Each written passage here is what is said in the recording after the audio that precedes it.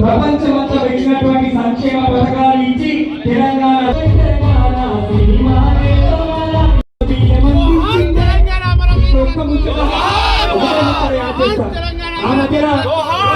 Telangana add చేసుకుంటామన్నారు. నేను అడుగుతున్న సన్నాసి నీకంటే ముందే మా సారు వాళ్ళ మనమని ఏ పువ్వు అయితే తింటారో హాస్టళ్లలో పిల్లలు గదే పువ్వు తినాలి, బ్రేక్ఫాస్ట్ చేయాలని నీకంటే ముందే మా సార్ ఇస్తే ఫోటో గ్యాలరీలో ఉన్న కార్యకర్తలు అందరూ తెలంగాణ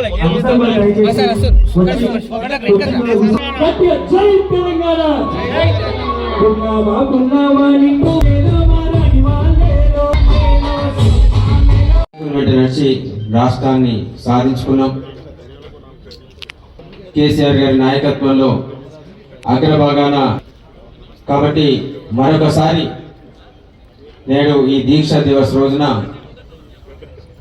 అసువులు బాసిన విద్యార్థి యువ తమ్ముడు శ్రీకాంత్ను ఒక పాట పాడిన తర్వాత జోహార్ తెలంగాణ మన వీరులకు, జోహార్ జోహార్, జోహార్ తెలంగాణ మన వీరులకు, జోహార్ జోహార్.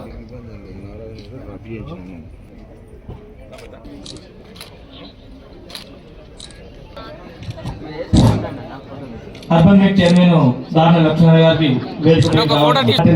మండలాలు జై తెలంగాణ. మాట్లాడకపోతే పాట పాడతాను. ఓ సత్యమ్మ నువ్వు మాట్లాడితే తిరుపతి బయట ఎవరున్నా కానీ వచ్చి కార్యక్రమాన్ని మళ్ళీ ఫోటో గ్యాలరీ ఉండాలి. ఎవరైనా మహేందర్ ఇక్కడికి రమ్మని నన్ను ఇంకా మనం ముందుకు జరుపుకుందాం. మరి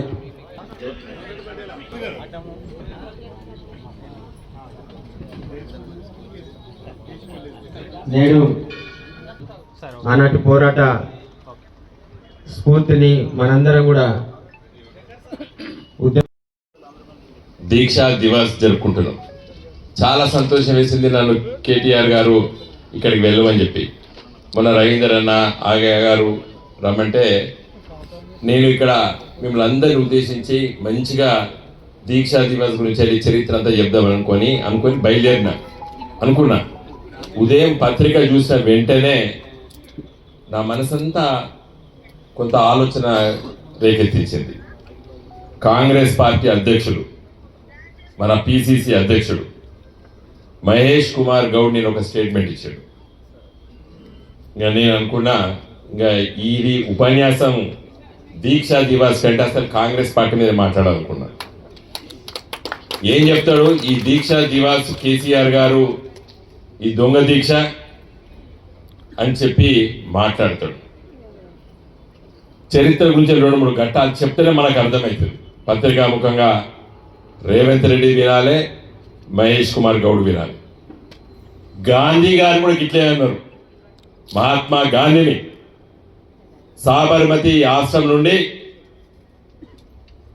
క్విట్ ఇండియా మూమెంట్ కంటే ముందు, ఉప్పు సత్యాగ్రహం జరిగే ముందు మహాత్మా గాంధీ సాబర్మతి ఆశ్రమం అహ్మదాబాద్ నుండి బయలుదేరే ముందు డిండి యాత్ర ఆయన బయలుదేరిన తర్వాత అక్కడ ఉన్నటువంటి వ్యాపారవేత్తలు, అక్కడ ఆ రోజు వరకు మహాత్మా గాంధీ గారికి సహాయం చేసేటువంటి కొంతమంది ఆ సాబర్మతి ఆశ్రమానికి కట్టడానికి చందాలు వసూలు చేసిండు మహాత్మా గాంధీ. మళ్ళీ తిరిగి ఇస్తా అని చెప్పిండు. ఈ తప్పించుకోవడానికి ఈ సాబర్మతి ఆశ్రమం చెల్లి పారిపోయాడు మహాత్మా గాంధీ అని కూడా నిందలేసింది ఇలాంటి శక్తులు. మహాత్మా గాంధీ ఏం చెప్పిండు? మన కేసీఆర్ గారు చెప్పినట్టు చెప్పిండు, తెలంగాణ వచ్చుడో కేసీఆర్ సచ్చుడో అని ఎట్లా అన్నాడో, మహాత్మా గాంధీ గారు ఏమన్నారంటే దేశానికి స్వాతంత్రం వచ్చుడో నేను సాబర్మతి ఆశ్రమానికి వచ్చుడో అని చెప్పి ఆయన పాపం బయలుదేరితే ఈ అప్పు కట్టడానికి తప్పించుకొని పోయాడు మహాత్మా గాంధీ అని చెప్పి నిందలేసేటువంటి శక్తులు వ్యక్తులు ఆనాడు ఉన్నారు. ఈనాడు కూడా కేసీఆర్ గారిని నిందించడానికి ఈ మహేష్ కుమార్ గౌడ్ లాంటి రేవంత్ రెడ్డి లాంటి కూడా ఉన్నారు. ఇవే కాదు, చరిత్రలో పాపం పొట్టి శ్రీరాములు గారు ఆమరణయార్థికి చేసిండు. మద్రాసు రాష్ట్రం నుండి మాకు ఆంధ్ర రాష్ట్రం కావాలని చెప్పి జవహర్ లాల్ నెహ్రూ గారు ప్రధానమంత్రి, సోనియమ్మ గాంధీ లాగానే తాత్సార్యం చేశాడు జవహర్లాల్ నెహ్రూ. ఆయన చచ్చిపోయిన 4వ రోజుకే ఇచ్చిండు ఆంధ్ర రాష్ట్రం. సావక ముందు ఎందుకు వేయలేదు జవహర్లాల్ నెహ్రూ? అడగాలే. నేను ఇవన్నీ యాక్చువల్గా చరిత్ర ఘట్టాల్లో వాటిని కొన్ని తప్పిదాలు ఉంటాయి, వాటిని మనము లేలెత్తి చూపద్దు. వ్యక్తులు కానీ శక్తులు కానీ ఉద్యమం కాలంలో పట మరి ఈరోజు వందలాది మంది చచ్చిపోయారు. ఎందుకు చచ్చిపోయారు? ఆలస్యం చేయడం వల్ల, సోనియా గాంధీ గారు ఆలస్యం చేయడం వల్ల వేలాది మంది తెలంగాణ బిడ్డలు చచ్చిపోయారు. నేనంటలేను, ఎవరన్నారు? మహేష్ కుమార్ గౌడ్, నీ ముఖ్యమంత్రి, నీ కాంగ్రెస్ ముఖ్యమంత్రి రేవంత్ రెడ్డి అన్నాడు సోనియా గాంధీని. ఏమన్నాడు? బలి దేవత అన్నాడు. నేనంటలేను, మా కేసీఆర్ అనలేదు బలి దేవత అని సోనియా గాంధీని. మా టిఆర్ఎస్ గులాబీ జెండాలో ఎవ్వరు అనలేదు సోనియా గాంధీని బలి దేవత అని. నీ ముఖ్యమంత్రి రేవంత్ రెడ్డి అన్నాడు. మేమన్నాం, తెలంగాణ ఇచ్చిన వెంటనే కేసీఆర్ గారు తన కుటుంబ సభ్యులతో పోయి సోనియా గాంధీ గారికి ధన్యవాదాలు చెప్పొచ్చాడు. అలాంటి వ్యక్తిని ఇవాళ నువ్వు నిందిస్తున్నావు మిస్టర్ మహేష్ కుమార్ గౌడ్. ఇంకా ఇలాంటి మాటలు మీ నోట్లకి రావద్దు.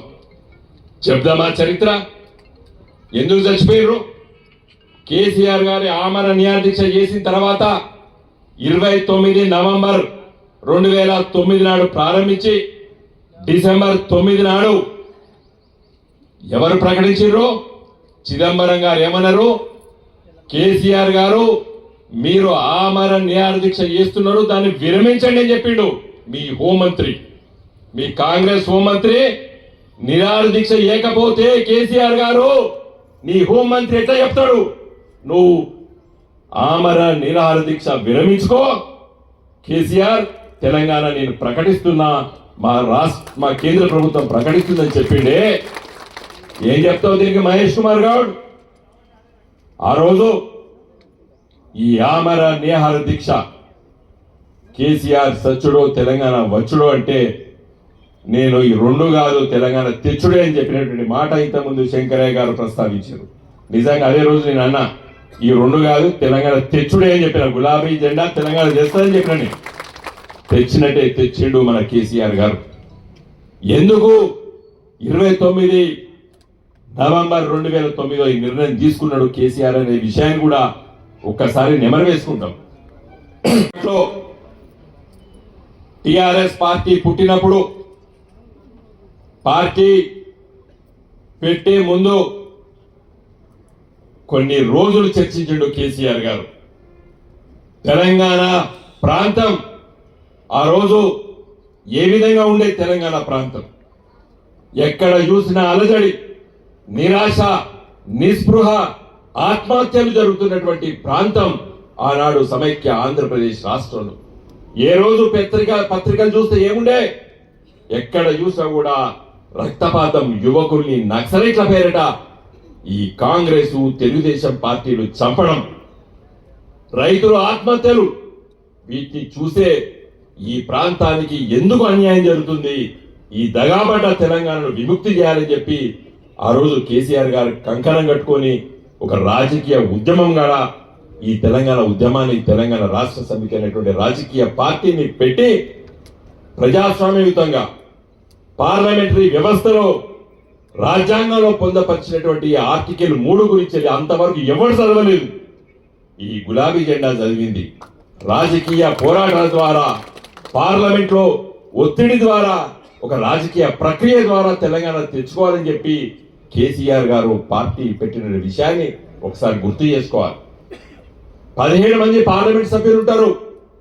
యావత్తు తెలంగాణలో గెలిచినా కూడా పార్లమెంట్లో 543 మంది కదా, ఎట్లొస్తుంది తెలంగాణ అని చెప్పి కూడా ప్రశ్నిస్తే దానికి కూడా సరైన ధీటైన జవాబు చెప్పడం జరిగింది. ఆలోచన చేస్తాం కేసీఆర్ గారు.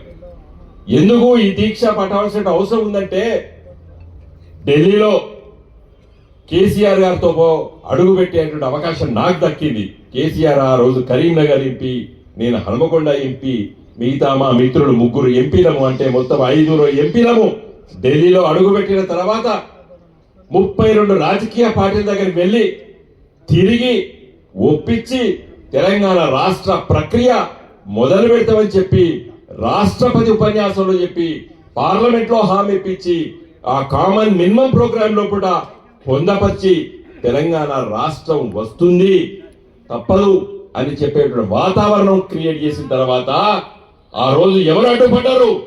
కాంగ్రెస్ పార్టీ అడ్డుపడ్డది. చాలా మంది చెప్తారు అడ్డుపడ్డాయి కాబట్టి ఇవ్వలేదు సోనియా గాంధీ అంటారు.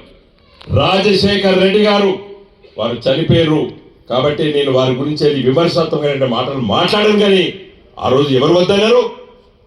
రాజశేఖర్ రెడ్డి గారు ఇక్కడ ఆంధ్రప్రదేశ్ ముఖ్యమంత్రిగా ఉంటూ తెలంగాణ రాష్ట్రాన్ని వ్యతిరేకించాడు. ఆ రోజు అడుగుతున్నా, ఈ రోజు అడుగుతున్నా, తెలంగాణలో ఉన్నటువంటి కాంగ్రెస్ పార్టీ నాయకులు రాజశేఖర రెడ్డి గారు బ్రతుకున్నప్పుడు తెలంగాణ కోసం మాట్లాడిన వాళ్ళు ఎవరైనా ఉంటే పత్రికలు చూపించినాదో మాట్లాడండి. శాసనసభ్యులు, ఎంపీలు, డిసిసి ప్రెసిడెంట్లు, పిసిసి ప్రెసిడెంట్లు, కాంగ్రెస్ పార్టీ నాయకులు నేను ఛాలెంజ్ చేస్తున్నా. రాజశేఖర రెడ్డి గారు ముఖ్యమంత్రి ఉన్నప్పుడు మేము తెలంగాణ కోసం కొట్లాడతాం, తెలంగాణ రావాలని చెప్పి మాట్లాడిన 10 మంది కూడా లేరు కాంగ్రెస్ పార్టీలో. మహేష్ కుమార్ గౌడ్ గారు, నువ్వా కేసీఆర్ గారిని ఇలా మాట్లాడేది? గాంధీ భవన్ లో ప్రెస్ మీట్ పెట్టి మాట్లాడినావు. 1000 మంది పైన ఇలా తెలంగాణ బిడ్డలు చనిపోవడానికి గల కారణమేనే ఆలస్యం చేయడం వల్ల. కానీ మేము నిందిస్తలేం. కేసీఆర్ గారు స్వయంగా పార్లమెంట్ లో బిల్లు పాస్ అయిన తర్వాత సోనియా గాంధీ గారి దగ్గరికి వెళ్ళి ధన్యవాదాలు చెప్పినాం. పార్లమెంట్ లో నేను మాట్లాడినా, నాతోటి పార్లమెంట్ సభ్యులు మాట్లాడిన వివిధ సందర్భాల్లో సోనియా గాంధీ గారికి ధన్యవాదాలు చెప్పినాం ఈ పార్లమెంట్ లో. కానీ ఎప్పుడు కూడా చిన్నపాటి ఇలాంటి ఆలస్యం చేసింది, ఇంతమంది చచ్చిపోయినరు, కారణం సోనియా గాంధీ అని చెప్పి రాజకీయంగా అప్పుడో ఇప్పుడు మాట్లాడినాం కానీ దాన్ని సీరియస్ గా తీసుకోలేదు. ఈ తెలంగాణ ఉద్యమం, తెలంగాణ రాష్ట్ర ఏర్పాటు ప్రక్రియ కేసీఆర్ గారు ఏం నినాదం ఇచ్చిండో తెలంగాణ వచ్చేది, సాధ్యమైతది అని చెప్పి గులాబీ జెండా పెట్టాం. కొన్ని ఆటుపోట్లు వచ్చినాయి. 2004లో మేమందరం గెలిచినాం. ఇదే వైఎస్ రాజశేఖర రెడ్డి తెలంగాణ రాష్ట్ర సమితిని అణిచివేయాలని చెప్పి, దీన్ని బొండిగా విసుకాలని చెప్పి చాలా మంది శాసన సభ్యుల్ని నువ్వు మార్చుకున్నావు, వెన్నుపోటు పొడిచిండ్రు. అయినా టిఆర్ఎస్ పార్టీ భయపడలేదు. పార్లమెంట్ ఎన్నికల్లో, తర్వాత జరిగినటువంటి శాసనసభ ఎన్నికల్లో ప్రజలు కూడా పెద్ద స్పందించి మాకు ఓట్లు వేయలేదు. 2009లో తెలుగుదేశం పార్టీతో పొత్తు పెట్టుకున్నప్పుడు అయినా నిరాశ పడలేదు, నిస్పృహ పడలేదు. ఈ ఉద్యమాన్ని ముందుకు తీసుకెళ్ళాం. విద్యార్థి లోకాన్ని, ఉద్యోగస్తుని కూడా మొదటి దశలో వాళ్ళని ముందుకు తీసుకురాలేదు. ఎందుకంటే ఈ కాంగ్రెస్ పార్టీ అణిచేస్తుంది, కాల్చేస్తుంది. దీని చరిత్ర 350 మంది విద్యార్థుల్ని 1969లో పొట్టన పెట్టుకున్నటువంటి ఈ పార్టీ, ఈ నాయకత్వం. కాబట్టి ఉధృతంగా విద్యార్థి లోకాన్ని, ఉద్యోగస్తుని కూడా మరి ఉద్యమం రూపంలో మొదటి దశలో రాలేదు. ఎప్పుడైతే డిసెంబర్ 9, 2009 లోపల చిదంబరం గారు తెలంగాణ రాష్ట్ర ఏర్పాటు ప్రక్రియ మొదలు పెడుతున్నామని చెప్పి కేసీఆర్ గారిని మరి నీ నిరాహార దీక్ష విరమించుకోమంటే కేసీఆర్ గారు విరమించుకున్న తర్వాత తెలంగాణ ప్రజలు చాలా ఉత్సాహంగా పండుగ జరుపుకున్నటువంటి సందర్భంలో తెల్లారే ఇదే కాంగ్రెస్ పార్టీ ఆంధ్ర నాయకులు చంద్రబాబు నాయుడుతో కుమ్మక్కై మరి తెలంగాణ ఉద్యమంని అణచడానికి రాష్ట్ర ఏర్పాటు ప్రక్రియను నిర్వీర్యం చేయడానికి మళ్ళీ ఆంధ్రాలో మరి కాంగ్రెస్ తెలుగుదేశం పార్టీలు జతగట్టుకొని ఆడ మరి నీరుగార్చిండ్రు ఆ ప్రకటన. ఇదే కాంగ్రెస్ పార్టీ 23 డిసెంబర్ నాడు మళ్ళీ ఇదే చిదంబరం గారు తెలంగాణ రాష్ట్ర ప్రక్రియను నిలుపుదల చేస్తున్నామని చెప్పి ప్రకటన చేసిండు. ఇదే సోనియా గాంధీ గారి నాయకత్వాన కాంగ్రెస్ పార్టీ వెనకకి తీసుకున్నారు. అప్పుడే తెలంగాణ ప్రజలు ఉధృతంగా ఉద్యమాన్ని నడిపినరు. కొంతమంది తమ ప్రాణాలు కూడా అర్పించిన విషయాన్ని మరొకసారి గుర్తు చేస్తున్నాను. అదే నిజంగా దీక్షా దివాస్ నాడు మొదలుపెట్టి డిసెంబర్ 9 నాడుగా చిదంబరం ప్రకటన చేసిన తర్వాత నిజంగా సోనియా గాంధీ గారు తెలంగాణ రాష్ట్ర ఏర్పాటు చేస్తే ఈ 1300 మంది బలిదానం అవుదురా అని అడుగుతున్నా. అందుకే మీ రేవంత్ రెడ్డి సోనియా గాంధీని ఏమన్నాడు? బలిదేవత అన్నాడు. మహేష్ కుమార్ గారు ఎందుకన్నాడు రేవంత్ రెడ్డి? సోనియా గాంధీ ఆలస్యం చేసినందుకు, ప్రకటించినటువంటి తెలంగాణ రాష్ట్ర ఏర్పాటును నిర్వీర్యం చేసినందుకు ఇవాళ మరి లాంటి మాటలు మాట్లాడి. కానీ మేము బిల్లు పాస్ అయిన తర్వాత సోనియా గాంధీ గారి దగ్గరికి వెళ్ళి ధన్యవాదాలు చెప్పొచ్చినాం. మేము ఓ గిరి తేడా మానవత్వానికి, నిరంకుశత్వానికి తేడా. తెలంగాణ రాష్ట్ర ఏర్పాటు ప్రక్రియలో కేసీఆర్ గారు ఆ నిర్ణయం ఎందుకు తీసుకున్నారు?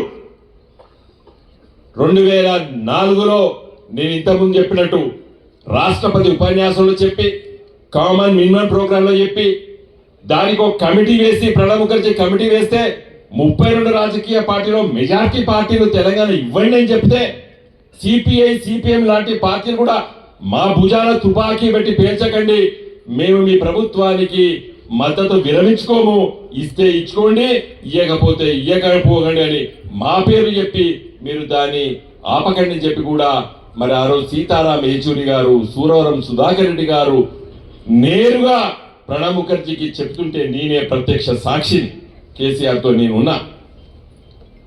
మరి అలాంటి అన్ని పార్టీలు ఇచ్చినా కూడా ఎందుకు ఆపింది సోనియా గాంధీ? మీరే చెప్పాలి. మరి ఆ సందర్భాలు తర్వాత మరి ఎన్నికలు వచ్చినాయి. శాసనసభ ఎన్నికల్లో కాంగ్రెస్ పార్టీ మళ్ళీ గెలిచింది. అయినప్పటికీ కూడా మేము నిర్వీర్యం కాలేదు. ఉద్యమాన్ని ముందుకు తీసుకెళ్తున్న సందర్భంలో హైదరాబాదును నువ్వు ఏం చేసావు? ఏది ఉద్యోగాల లోపట, చదువు లోపట హైదరాబాదుని మరి ఒక యూనియన్ టెరిటరీ కాదు, కానీ ఆ విధంగా ఇది కేంద్రం లోపట అంటే సెంట్రల్ పూల్ లోపట తీసుకొని వస్తే మరి ఆ రోజు దాన్ని వ్యతిరేకించి ఇవన్నీ కూడా సిద్దిపేట ఒక గొప్ప బహిరంగ సభ పెట్టి మళ్ళీ ప్రజలు చైతన్యం చేసి ఈ అహంకార పూరితమైనటువంటి కాంగ్రెస్ పార్టీ రెండోసారి అధికారంకి వచ్చిన తర్వాత హైదరాబాద్ లో కూడా ఉద్యోగ అవకాశాలు, చదువుకునే అవకాశాలు తెలంగాణ బిడ్డలకు ఇవ్వడానికి వీలు లేకుండా జీవోలు తీసుకొస్తున్నది ఈ కాంగ్రెస్ ప్రభుత్వం అని చెప్పి నిరసన చేసి మరి ఆ రోజు ఆమర నిరాహార దీక్షకు కంకణం కట్టుకున్నటువంటి నాయకుడు కేసీఆర్ గారు. ఎందుకోసం? ఒక సుదీర్ఘమైనటువంటి చరిత్ర, మోసపూరితమైనటువంటి మాటలు, ఇచ్చిన హామీలను నిలబెట్టుకోకపోవడం వల్ల మరి 2004 నుండి మరి 2009 తదనంతరం కూడా మరి కాంగ్రెస్ పార్టీ ఆ విధంగా ప్రవర్తించింది. శ్రీకృష్ణ కమిటీ రిపోర్టు కూడా మరి దాన్ని తాత్సారం చేసి, దాన్ని నిర్వీర్యం చేసి తెలంగాణ రాష్ట్రం ఇస్తే ఈ విధంగా ఇవ్వచ్చు అని చెప్పి సూచనాప్రాయంగా చెప్పినప్పటికీ కూడా అక్కడ కూడా వక్రీకరించి మరి కాంగ్రెస్ పార్టీ ముందుకెళ్తున్న సందర్భంలో మరి ఆ రోజు మరి కేసీఆర్ గారు తీసుకున్నటువంటి నిర్ణయమే ఈ దీక్షా దివాస్. ఇంతమంది వక్తలు చాలా మంది చెప్పారు కొత్త తరానికి మరి చెప్పాలి కదా విషయాలని చెప్పి. చరిత్ర ఎట్లాంటిదంటే చెప్పుకున్నదే చరిత్ర, చెప్పుకోకపోతే మర్చిపోతారు. కాబట్టి ఈ దీక్షా దివాస్ని మనం చాలా గొప్పగా జరుపుకోవాలని చెప్పి మన పార్టీ తీసుకున్న నిర్ణయము మళ్ళొక్కసారి మరి నెమరు వేసుకోవాలి. నెమరు వేసుకున్న పదం ఎంత గొప్ప పదం. తిన్నదాన్ని కడుపులో పోయిన తర్వాత మళ్ళీ తీసుకొని వచ్చి మళ్ళీ నవిలి మళ్ళీ మింగుతేనే మంచిగా అరుగుతుంది, ఒంటికి ఇముడుతుంది. కాబట్టి నెమరు వేసుకోవాలి. నేను చెప్పిన విషయాలన్నీ కూడా చరిత్రలో కూడా కొన్ని ఘట్టాలు మాత్రమే మీ దృష్టికి తీసుకొచ్చిన. మరి నిన్న కాంగ్రెస్ పార్టీ ఆఫీస్ అక్కడ మాట్లాడితే నేను పట్టించుకోకపోతే మహేష్ కుమార్ గౌడ్ స్టేట్మెంట్, కానీ గాంధీ భవన్లో మాట్లాడినంటే వెనుక కంపల్సరిగా రేవంత్ రెడ్డి హస్తం ఉంటుంది. గాంధీ భవన్ అంటే ఈరోజు యావత్తు తెలంగాణ ప్రజలు మళ్ళీ కేసీఆర్ గారిని గుర్తు చేసుకుంటున్నారు, చాలా గొప్పగా వాళ్ళు మాట్లాడుకుంటున్నారు. దీన్ని వమ్ము చేయడానికి ఒక కుట్రపూరితమైనటువంటి ప్రెస్ మీటు నిన్న పెట్టడం జరిగింది కాంగ్రెస్ పార్టీ. కాబట్టే నేను ఈ ఘట్టాలన్నీ నేను తీసుకున్నాను. మిత్రులారా, ఇంతకుముందు మాట్లాడినట్టు